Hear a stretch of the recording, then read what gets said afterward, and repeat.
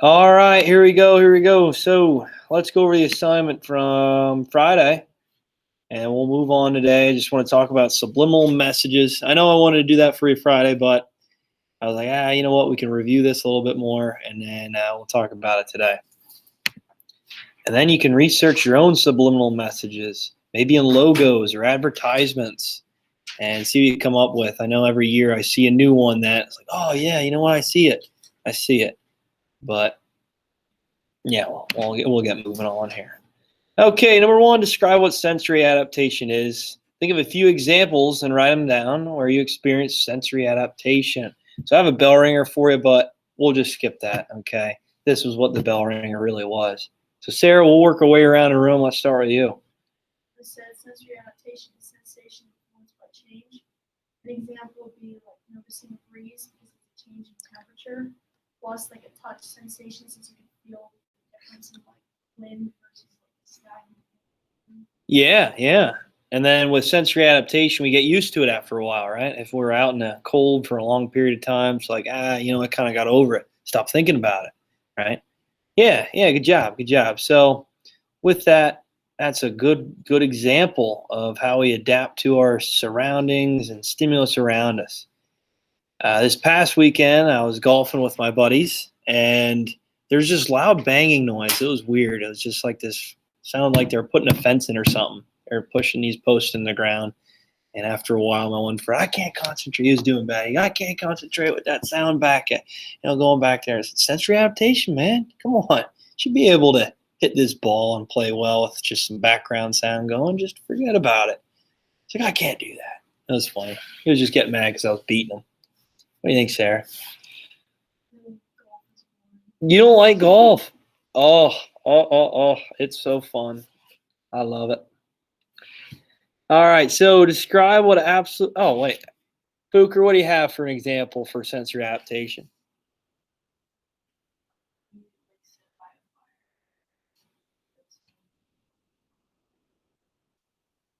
Yeah, that's a good one. That's a real good one. And then when you go in, like for that night, you're like, oh man, because you're in a new setting, you're in a new, obviously enclosed area. You're like, wow, it stinks. My clothes, I gotta wash them up.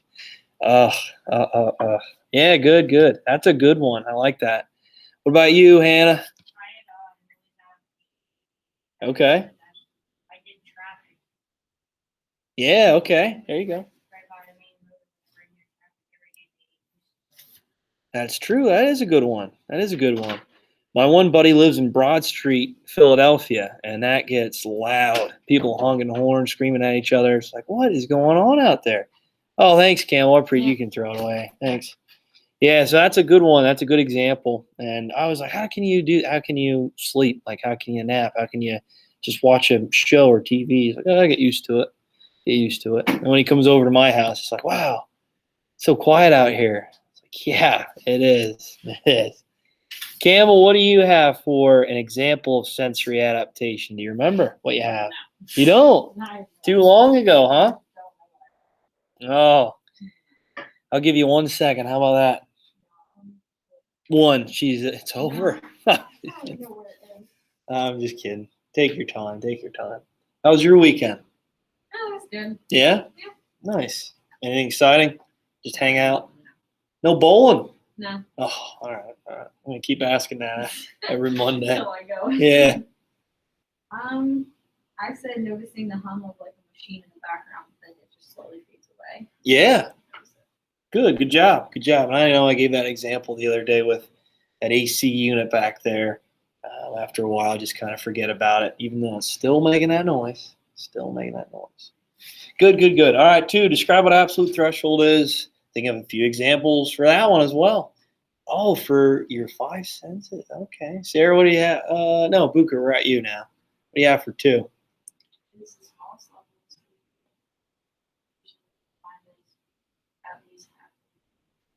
Yeah, good job. So the smallest stimulus that we can detect. Good.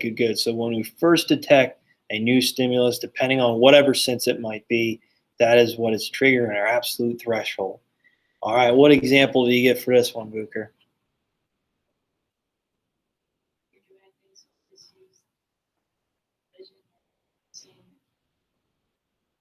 No, oh, you gave that good example, huh? I don't know if I can trust that one at all. That seems a little weird.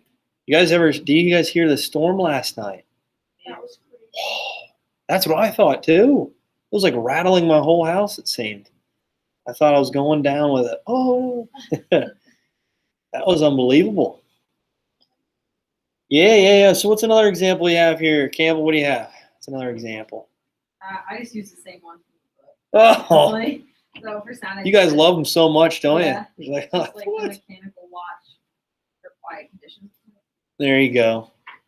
There you go.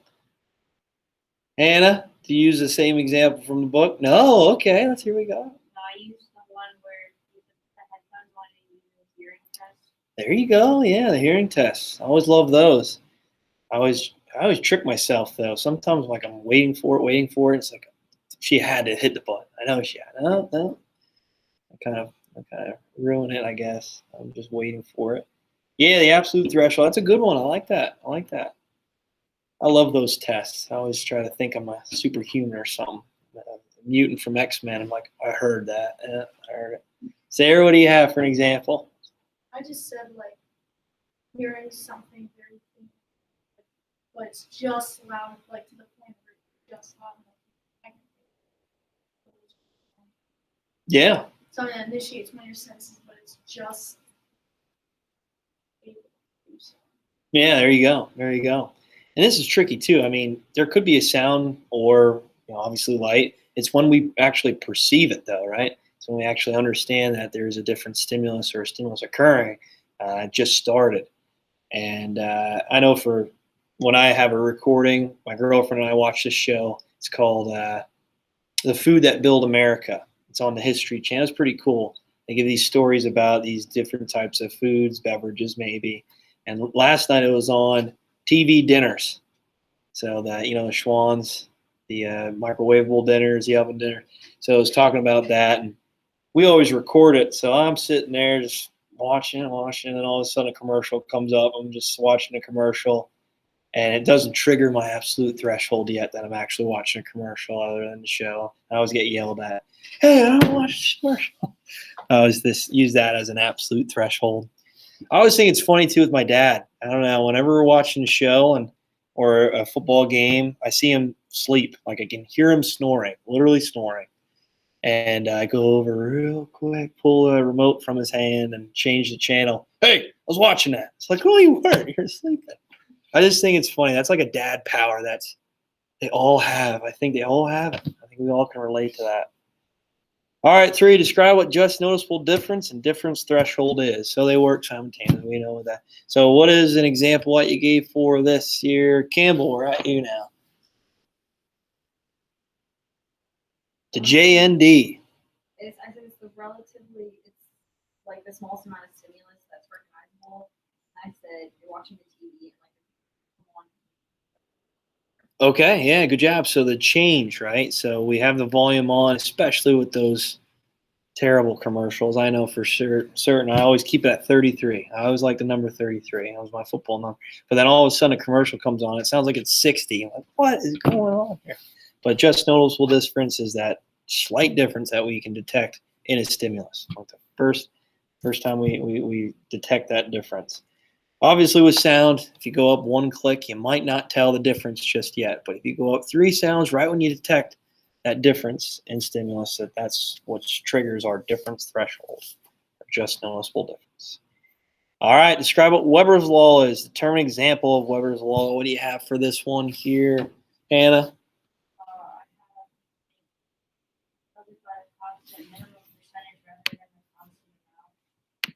Yeah, good job. And I know I gave that example of the shirt, right? So, the percentage difference with a shirt that costs a little bit more, it might be a bigger bang for your buck, right? You might save $35, especially me buying a shirt with 70 bucks.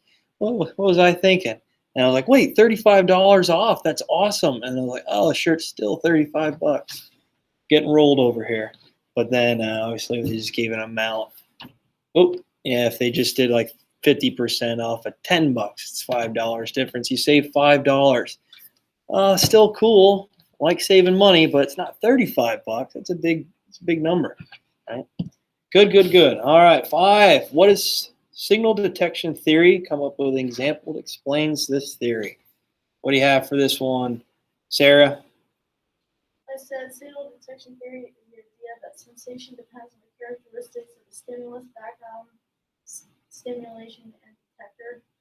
And I said, for example, like someone, like you're basing it on the characteristics of people, the stimulus, like someone who's blind might have like a heightened hearing sense, so they might perceive something different than someone who can see because they like have elevated senses to compensate for Awesome. Yeah, good job. Good job. So their difference threshold, their absolute threshold may be increased, right? They maybe could detect that difference a little bit better than someone that might not have, their heightened sense of hearing.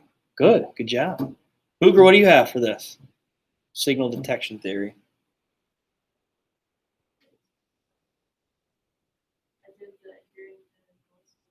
Oh, yeah. That's a good one, right? That's a good one. It's like, wait a minute. Something doesn't sound right. What's that? Was that Yeah, it's a good one. That's a good one. It's like when you first detect a sound, that's something that is maybe an unwanted stimulus, right? Something that you usually don't hear, or something that you usually don't sense with that certain happening. I know right now with my water pressure, it's just clicking on and off, on and off. The flow of the water is a little bit, it's continuing, it fluctuates, and that's bothering me real bad. And that's something that I guess isn't a big issue, but I want it fixed, right? I want it fixed. It's not how I like it. So I guess that is triggering my signal detection theory, where I'm detecting that the water fluctuates at a different rate. All right. Is there any questions on that, guys? You good? All right. Cool.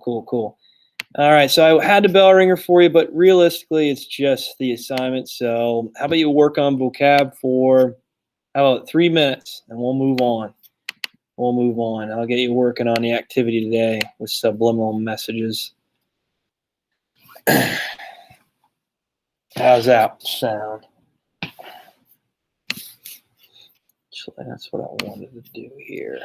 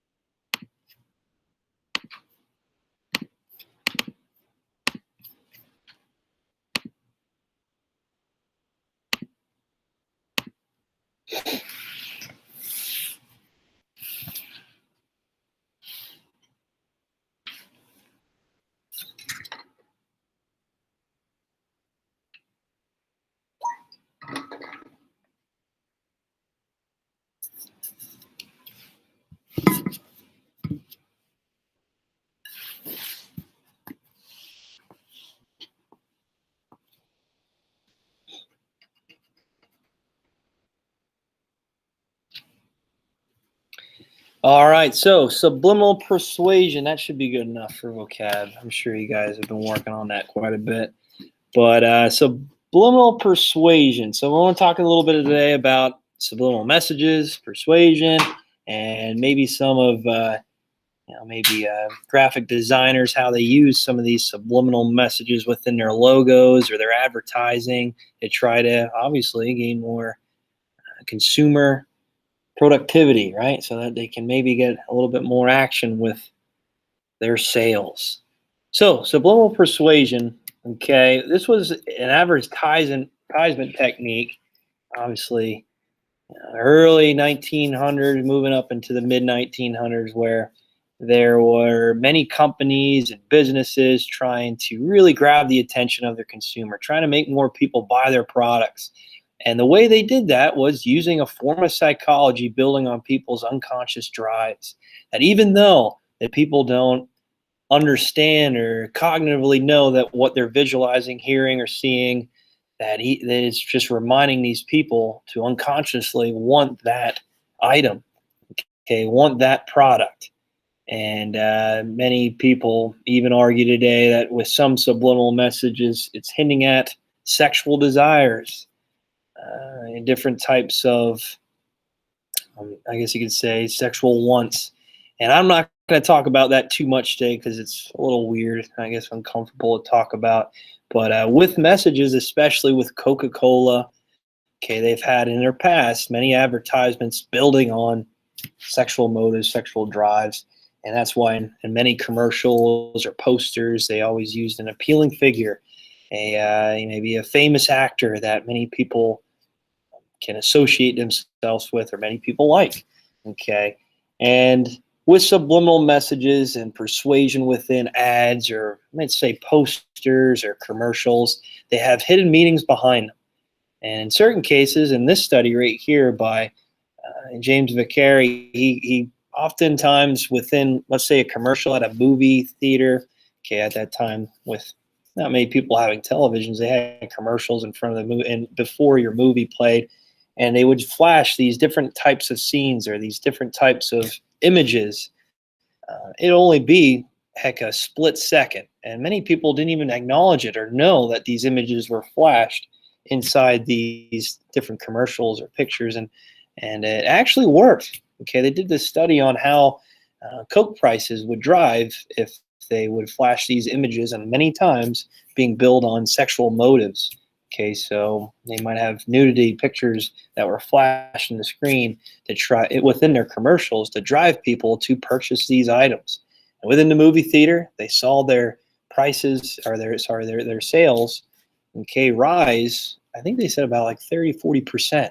So yeah, it was really significant and impactful. And it's like people were like, you know what? This is building on their unconscious drives and motives. So once this study was released, this research was released, this really pushed people to say, you know what? This is a power. This is something that's really scary, and where they can almost control people and try to push them to really do anything. Okay, so we won't try it now. Well, I guess you could say they would just kind of show this to fill in the bubbles with an automobile, and be like, oh, you know, it's supposed to be automobile, okay, and they would maybe show that within a split second of, let's say, of a scene of their commercial, or they might actually have, like with the Coke products especially, they'll have, let's say, a flash of a naked woman within a split second, and people cognitively didn't understand it, consciously didn't know it, but they're like, oh yeah, I just want to get a Coke now. It's weird. Trust me, I don't know, it just doesn't sound right, but they actually did a study on it. Sales prices went up, and their sales went up. It was interesting. So subliminal messages, yeah, they do work. Okay, they do work. It kind of builds on our unconscious drive and our unconscious motives. So there's another example here with college students and how they try to build on their anxiety, build on their test scores to make them feel more relaxed, which I'll talk about next. But some of the explanations is that people have these unconscious drives there where they build this emotional connection to certain products. I know for me, for certain, I know with Gears Tea, I love it. I can't live without it, it seems. It's like I have an addiction to it. And it just makes me feel like I'm at home, like I'm at ease when I have a cup of Gears Tea sitting beside me, watching my favorite show. And it's just a thought, a belief that I'm not fully relaxed and fully at home if I don't have this Gears Tea. I'm sure many of you can maybe have that same example with Dunkin', right? Oh, I can't get through my day, get through this Monday without a Dunkin' coffee. Sarah, what do you think yours is? Mine's Gears Tea. I love it. Can't. Coffee in the morning? Just whatever coffee there is. Can't function without it, right? I mean, I'm sure I could, but You couldn't imagine without it.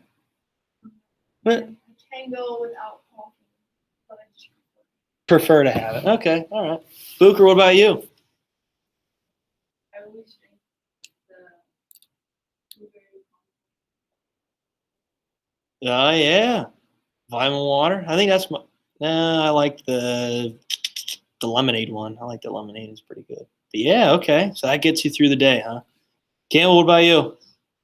Knowing that you're going to be bowling on the weekend, get through that week, huh? Got to get your fix of bowling? My girlfriend loves Dunkin' coffee. She's like, I can't operate without it. I can't. So she buys these like little things at Walmart if we don't go to Dunkin', and she just pounding those things. It's crazy. Hannah, what about you? Gears tea, huh? No? Oh, all right. Okay. So real quick, I want to get through this so you can get working on your activity for today. You guys ever hear this played backwards as Led Zeppelin, Stairway to Heaven played backwards? Many people think that it's actually a hidden message to the devil. And I really don't hear it, but when you put the words beside it, it makes you think. It makes your senses kind of work together to perceive that this message is actually being sent. And whoever sat down and actually played it backwards and was like, oh yeah, this is the devil talking to us, I think is a little weird. I don't know. When I think of Led Zeppelin, I think of Satan. Is that what you think of? No, I was going to say. But after this, everybody thought so. Oh my gosh, I had to deal with the devil. Unbelievable. But I don't know. It's a little crazy. But anyway, with advertisement logos, I want to show you a few before I play this video.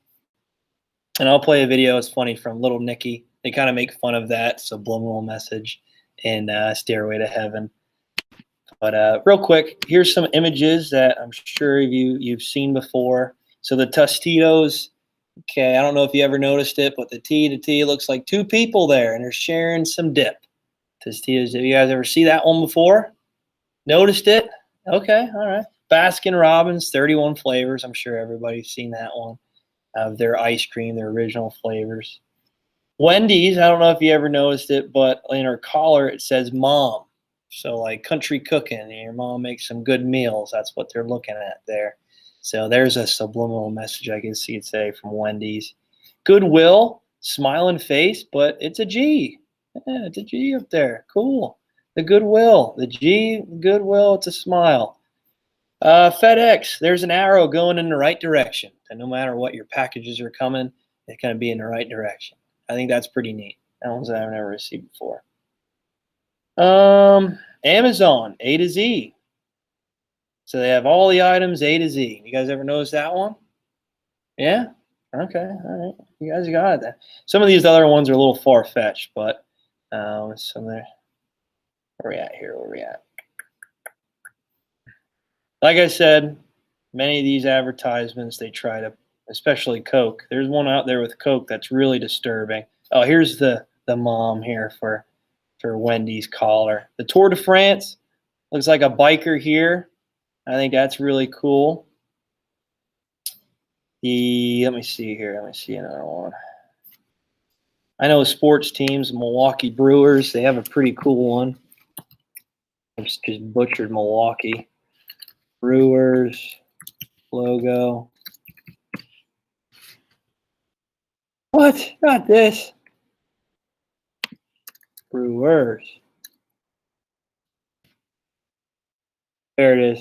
So Milwaukee Brewers, the M in the glove and the mitt. Okay, the B, Brewers. Look at that. How cool is that? What do you think, Campbell? Pretty creative, whoever came up with that one. Atlanta Falcons is a cool one, too. Let's see what we got here. See, Atlanta Falcons is actually an F for Falcons. I never noticed that. Someone pointed that out to me earlier in the year. I was like, oh, okay, I see it. I see it. Atlanta Falcons. Cool stuff. All right, so you guys get the picture, right? With subliminal messages and logos and advertisements. So you guys can check that out on your own. I advise you not to look up the one on Coke just because it's weird. But again, they drove their profits up with it. Maybe it does work. Maybe it does push the unconscious mind. I don't know. All right, so I'll play this video, Led Zeppelin, real quick. I think it's funny. And then you guys can work on the activity where you just research. How about three logos or subliminal messages that you think are really cool or unique? Does that work? Many directors try to do this as well within their movies, whether it's foreshadowing or whether it's depicting an event that occurred in history. I know Stanley Kubrick, I don't know if you guys ever heard of him. He was famous at doing this. So whenever there's going to be a murder scene coming up, he would depict some of these events that happened in history with relating it to some of the architecture. It was really cool. It was really cool. So with The Shining, there's a lot of hidden meanings in that. Full Metal Jacket, there's a lot of hidden meanings behind some of the stuff he put in of his movies. Pretty neat, pretty cool stuff. All right. So